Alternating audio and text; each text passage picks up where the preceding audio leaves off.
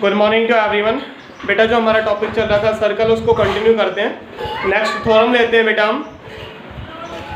बेटा सर्कल के अंदर नेक्स्ट थ्योरम आती है कि किसी भी सर्कल के अंदर जब आप कोई भी कोड लेते हो या कोई भी आर्क लेते हो, बेटा कोई भी कोड कोई भी आर्क सर्कल के सेंटर पे जितने का एंगल क्रिएट करती है, रिमेनिंग पार्ट पे वो उसका हाफ एंगल क्रिएट करती है।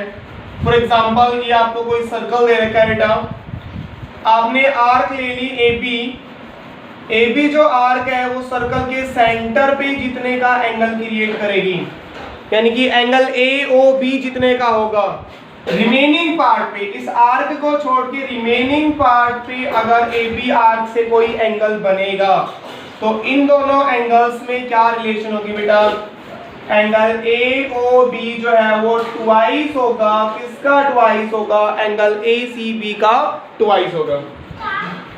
किसी भी सर्कल में कोई भी कोड कोई भी आर्क सर्कल के सेंटर पे जितने का एंगल बनाती है बेटा, रिमेनिंग पार्ट पे उसका हाफ क्रिएट करती है, रिमेनिंग पार्ट पे उसका हाफ क्रिएट करती है। इन दोनों एंगल्स में क्या रिलेशन होगी? एंगल ए ओ बी जो है वो ट्वाइस होगा। किसका ट्वाइस होगा? ए सी बी का। इस रिलेशन को वेरीफाई करते हैं बेटा। ऐसा क्यों होता है?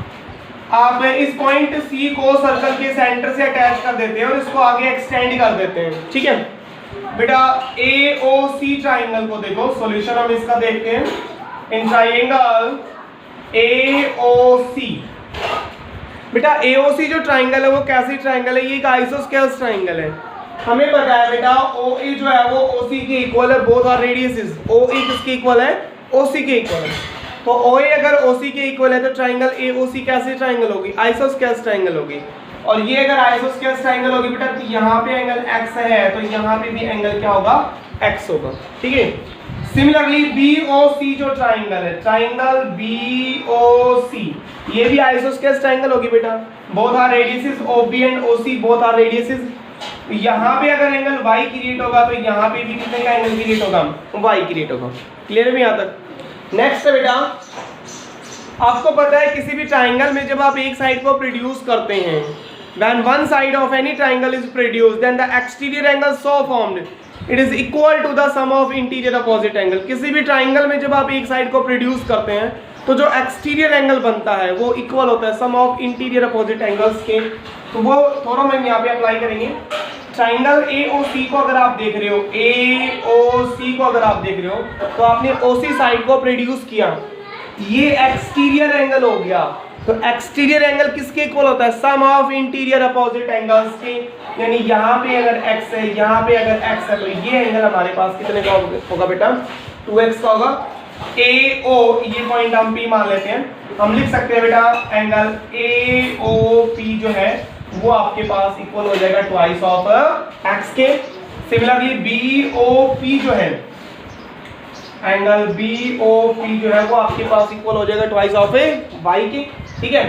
अब एंगल ए ओ बी को हम देखते हैं। Angle A O B, angle A O B बेटा, ए ओ बी को आप क्या लिख सकते हो? A O P, angle A O P plus angle B O P.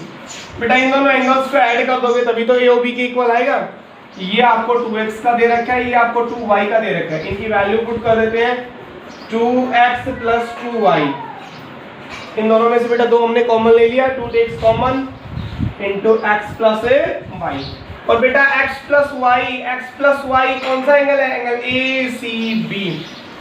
That means angle A O B it is equals to twice of angle x plus y को हम लिख सकते हैं A C B, angle A C B. और यही हमने relationship verify करनी थी।